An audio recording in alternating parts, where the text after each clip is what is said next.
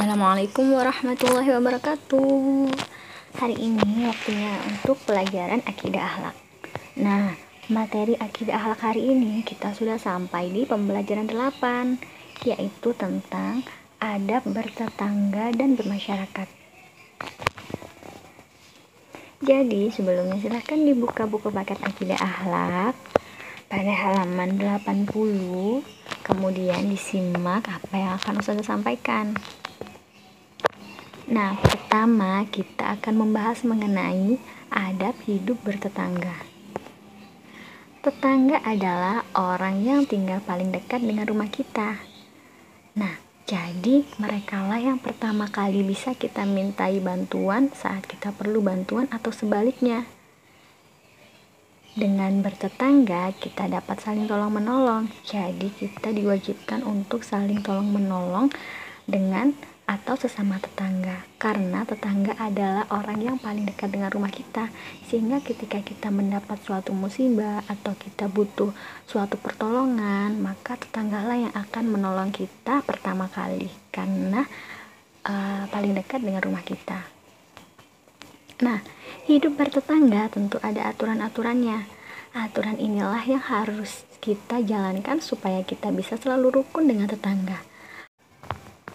Rasulullah bersabda, barang siapa beriman kepada Allah dan hari akhir, maka hendaklah ia berbuat baik kepada tetangganya. Hadis riwayat Muslim.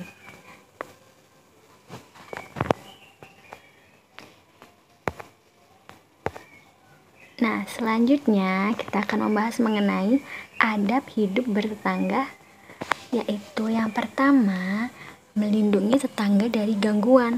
Salah satu cara yaitu dengan ronda malam.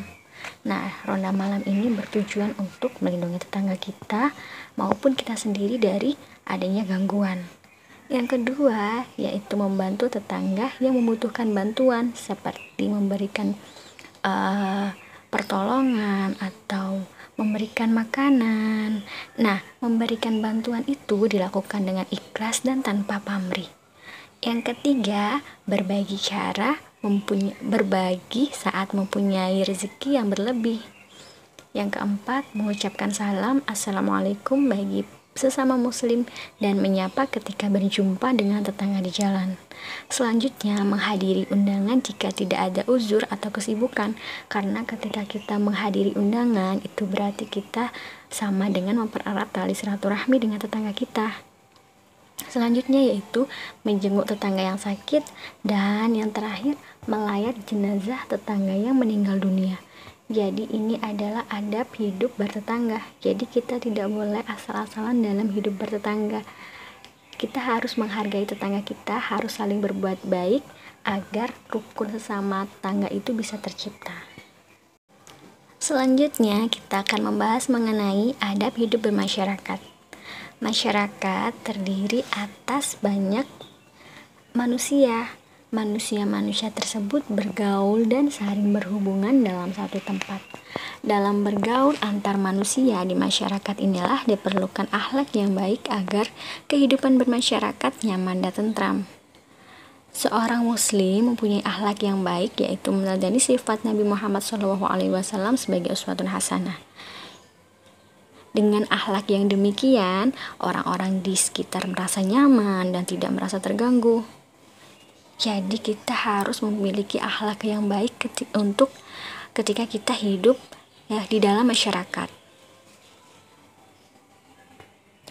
Nah, akhlak hidup bermasyarakat yang pertama yaitu menghormati perbedaan dalam masyarakat seperti agama, suku, budaya, pendapat, dan lain-lain. Selanjutnya, bersilaturahmi dengan menyapa, berkunjung, berteman, dan lain-lain. Yang ketiga, peduli terhadap sesama dan lingkungan, menghindari perilaku tercela, contoh menzolim orang lain, memfitnah, ghibah, dan lain-lain. Dan yang terakhir, berkata yang baik atau diam. Jadi lebih baik kita diam daripada ketika kita berkata, perkataan kita bisa melukai hati orang lain. Nah, ini adalah akhlak hidup bermasyarakat. Jadi sebelumnya kita sudah membahas mengenai adab bertetangga, kemudian sekarang kita membahas mengenai akhlak hidup bermasyarakat. Nah, Islam mengajarkan umatnya untuk berakhlak mulia. Salah satunya dengan cara mencontoh sifat Nabi Muhammad. Islam adalah agama yang rahmatan lil alamin, yaitu agama yang membawa rahmat bagi seluruh alam. Oleh karena itu, sikap seorang muslim harusnya membawa kebaikan bagi sekelilingnya. Jadi kita diwajibkan untuk selalu berbuat baik pada sekitar, baik sesama manusia, hewan, maupun tumbuhan.